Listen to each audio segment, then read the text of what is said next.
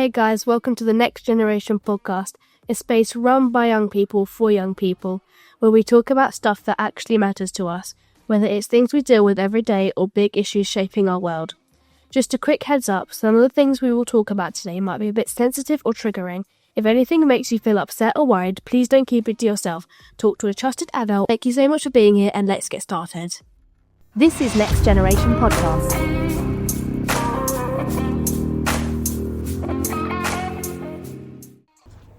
So please tell me about you. Who are you?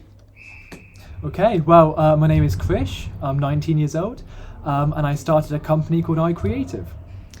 And I'm Alex. I'm 17 and I'm currently in A-level sixth form. So please tell us a bit more about your business, Krish. Right, well, I started it about 15 months ago, off the back of my A-levels.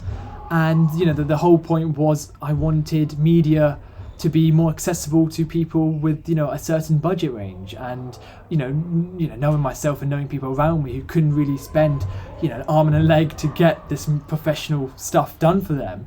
And especially in such a fast-moving world, and everyone's on social media, and you have to be on social media. I wanted to be accessible, but also get that premium top quality there. So, the whole basis was you come to the company and, you have nothing. And without all the faff of trying to find, 30 different professionals to do everything, you can hopefully come to this one company and get everything done to kickstart your, company plus more. And if you want to rebrand X, Y, and Z, you can just get it done no matter what process you are in your stage. From video production, editing to graphic design, music production, web design, all of the lot, just hassle-free, essentially, that one-stop solution. Very good. Then tell us a bit about you. So I'm currently doing A-levels. I'm currently doing physics, maths and computer science. I'm quite logical in those subjects. And generally outside of school, I do a lot of aviation-themed things. And also I go off of my family's kind of scientific parts, mostly on my mum's side, where I'm doing astronomy sometimes after school when it's clear.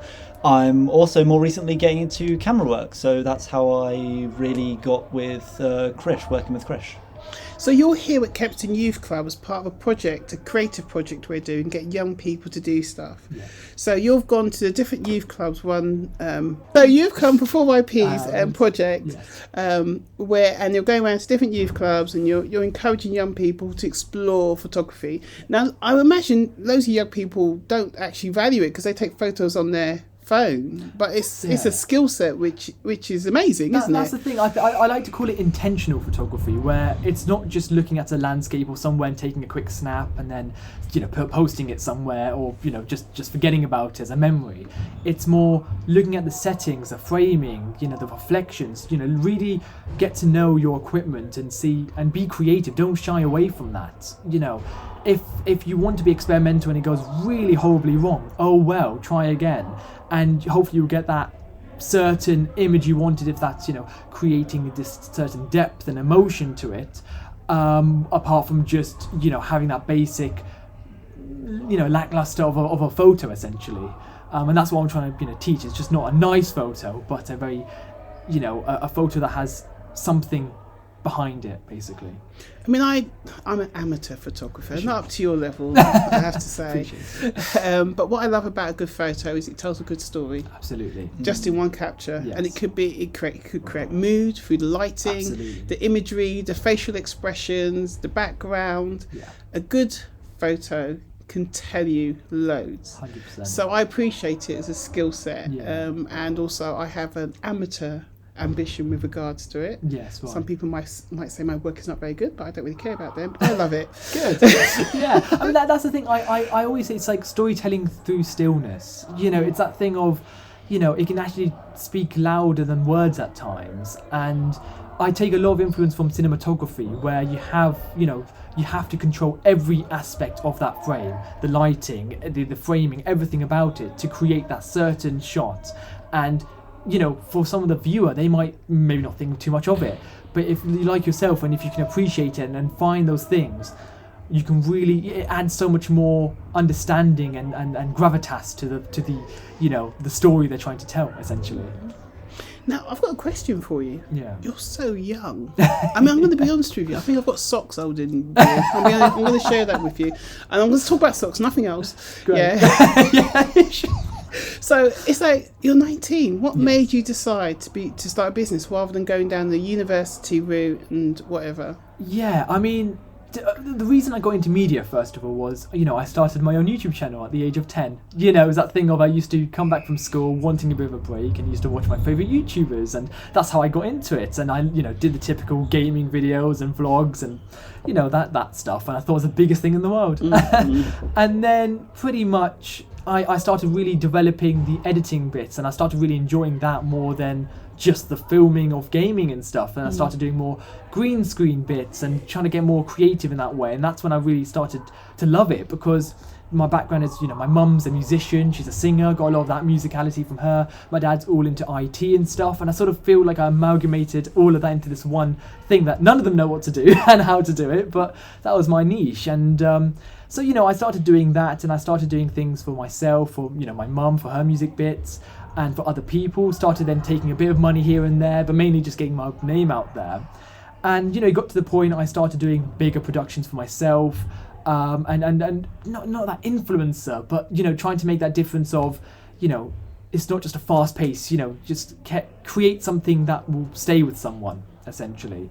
So then, for my A-levels, I did, music tech, and I did maths, which, it was just to help the academic side. And I did graphic design, that helped my branding side and all. And then for my EPQ, I made a short film, and that was my first ever big production. And that was all from a phone. And the question was, can you create a cinematic film that looks the part with little to no budget, essentially? And I managed to talk to people within the industry to review it and actually tell me what they think. And that really helped me develop that's the route I want to go down. So, I applied to university, and I got into, Salford University, Media City, unconditional offer. Oh, they're really good. Right. Yeah. That's really good. So I don't meant to make you feel bad. That's really good. Yeah. That's the thing. It was a hard choice because I managed to get into practically a dream university. Yes, ITV and BBC are based there. Absolutely, yeah, and they share facilities with them. They have everything, their equipment, and as you can imagine, when I got in, I thought, amazing. That's it. That's the life. I've got it. And but I've never been fully into the university route though. I've always had that. Can I go and do an apprenticeship? Get paid whilst learning? Can I do something of that sort? And because they're so competitive, and it just wasn't really working for me. And I was asking local media production companies and basically all of the UK essentially, can I get some work placement even if I'm not paid? Can I just experience it? And due to the lack of response and the not to really put a bad name rep onto them, but just the lack of enthusiasm, essentially, I thought, right, well, I know that's not a route for me to go down to, and apprenticeships are not really, so it's either university or nothing. And I thought, actually, I've got the offer, I can, just, delay it for a year, and let me just try and create something, do it myself, take it into my own hands. Can I do something that I want to do in 3 to 4 years time after the degree, but kickstart it now? And here we are, essentially, and I made that tough decision a few months ago in September to actually decline my university offer because my company was going so well. That's good. And flourished so well to the point I was just talking about, do I stop working and cut myself from the knees below, essentially, and restart in Salford, and after a 3-year course maybe become a showrunner, where now I'm doing exactly what I wanted to do and creating that portfolio which will do that work for me, speak and show my talent without needing that degree. And so far it's working out for me, and I feel that's I'm happier doing that because I'm more flexible. And there are things where I miss being a young person at times, not being able to talk with people my own age at times, and being not secluded but sort of just in your own headspace constantly for doing the work and being busy. And obviously being busy is great, but at times you miss that social aspect of, if I was at university, I'll be doing that plus being with my mates and doing this, that and the other. But when I look at it, I love what I'm doing because it's exactly what I wanted to do in after the university degree. So it's worked out. I mean, for my it's not my experience. I have 2 children. Sure. And my daughter went to UE to do filmmaking. Okay. And my son, who's quite similar to you, he started a YouTube channel. Great. Yeah. But he only loved editing. Okay. But he now edits for Beta Squad. Oh, right. Yes. So he's one of their editors. Amazing. So for me, I can see 2 approaches Absolutely. to the media. And I can see why you wouldn't go to uni, because with my daughter, all the lecturers were old school. Yeah, sure. Whereas media today is not, It's that content creation, essentially, that fast moving. Yeah. I think the one thing I have these talks where I go to schools and places and do these talks, and I start the pitch off with not talking, and I maybe for 30 seconds, and I say, who was bored? Raise your hands. And everyone's, put their hand up. I said, how long do you think that was? People say, was that 2 minutes? Was this? Yeah. I say, it was only like 15 seconds, essentially. Yeah. And it just shows how attention rate's gone so low because of having that quick, boost of joy and that dopamine hit, essentially, through scrolling constantly. We're having to try harder to do this media content creation to captivate your attention for at least the first 2 to 3 seconds before you flick off.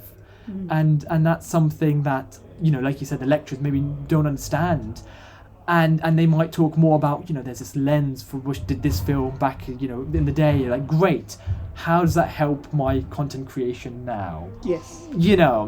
And I think, and there are universities I looked at, like, Leeds, Beckett and stuff, where they have, and, Salford, where they do have people within the industry doing it right now.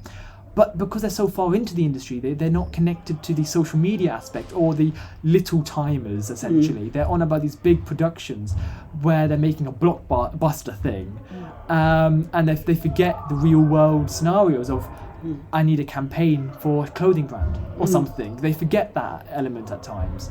And that's something that I really love doing, that fast energy, fast pacedness to capture and be, that impressive content, essentially, and that's why I decided, So I think what's really interesting is actually, based on what I can see, for young people sometimes in the media space, it's best for them to go independent. Yeah. And university, even though it might teach them certain disciplines, some of those disciplines are going out of date or are out of date, and they don't necessarily cover the social media discipline. Absolutely. So actually, even though my daughter did well in her degree, she's had to learn independently about filming in relation to youth content. Right.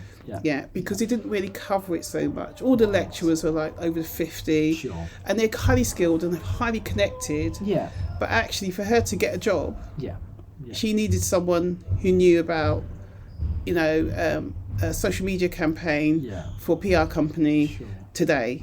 Yeah, and so she's had to teach herself that. Yeah. So I can see the fact you've gone independent. Yeah. Some people might think, oh no, you should have gone to university, especially Salford. Yeah, of course. Yeah, absolutely. Yeah. But loads of filmmakers and media people don't care about BBC and ITV, do they? No, I think, like I said, I think your work speaks louder than your degree at times, because they can visually see what you can do, and that's the thing. Not to say it's all about money, but in my head I thought, would I rather be 60 grand in debt or 60 grand, being made over the 3 years because of what I've been able to do?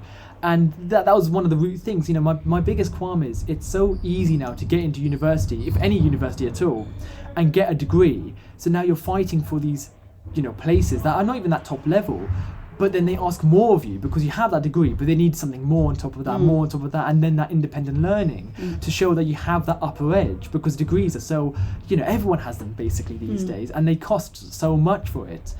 And I thought, realistically, if I can do what I want to do in 3 years' time now and have a crack at it, even if it goes terribly wrong, I have that offer at the moment, great. If if it goes correct, I've now managed to complete something and jumpstart my career further. And, I think it's one of the things of, you just need to try and don't be scared of that, taking that leap of faith, essentially, because if it goes correct, then you've essentially managed to, get your hobby and ambition and create something of it.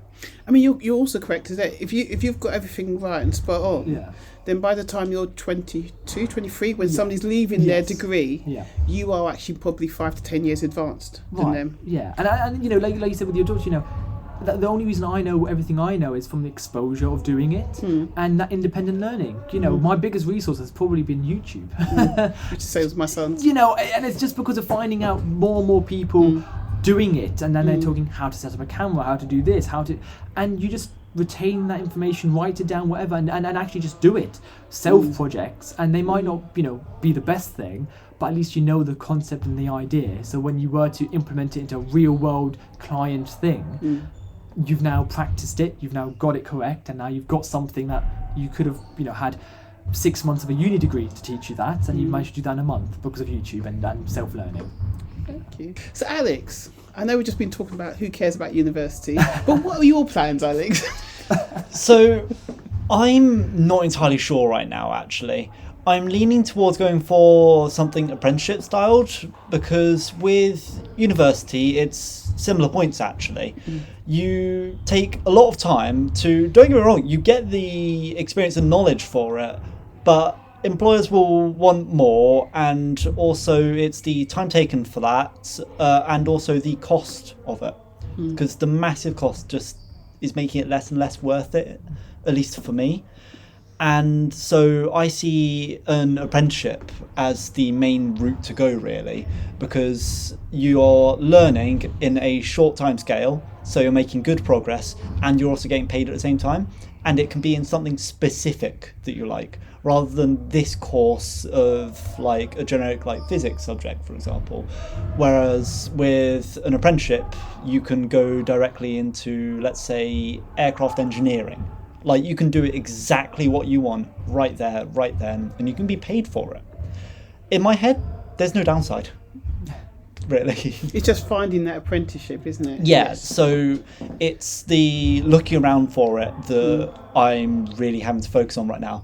I'm looking at actually going to piloting, which is extremely competitive, and usually the main course to go into it is through paying a lot of money, which I don't actually have.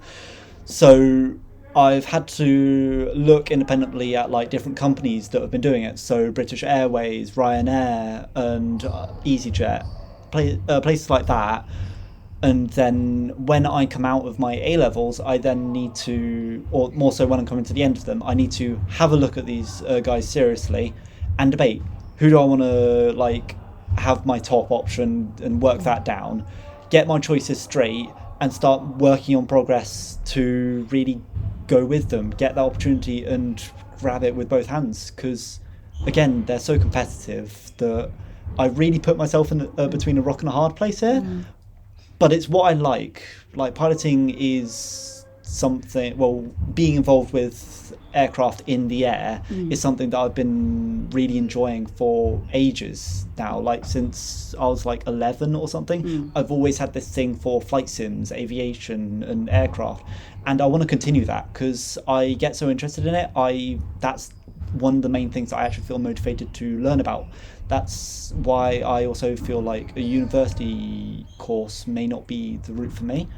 I quite struggle with motivation for studying, and so that apprenticeship allows me to specifically go for what I want with a hands-on experience as well, which is a lot more engaging than studying, whether it be independently or with a university course. So yeah, I'd see an apprenticeship as like my main option. It's been absolutely lovely talking to you. It's really, I get excited when young people get excited about their future. I'll be honest with you. And I think it's great to go to university, but there's so much out there. The world is so vast. Yeah. So I love to hear young people exploring the different options out there. And it could be that in 5 years' time, you're both doing something totally different. Yeah. Absolutely. And one of you's got a pig farm somewhere and you're happy. I mean, right now I'm just keeping my options open. Yeah. Like, that's why I'm here. Yeah, among other reasons. Oh, of course.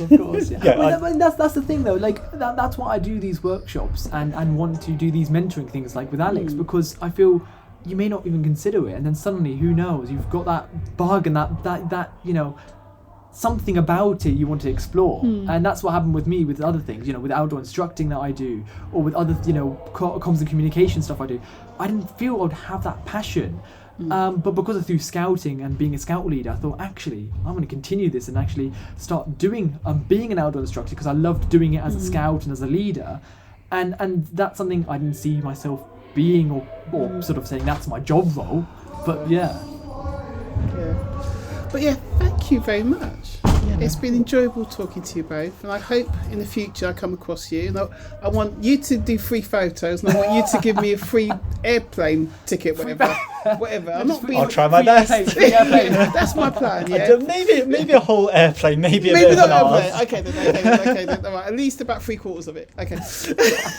Thank you very I'll much. try my best. Thank you so much. Thank you. This is Next Generation Podcast, a sporting aid project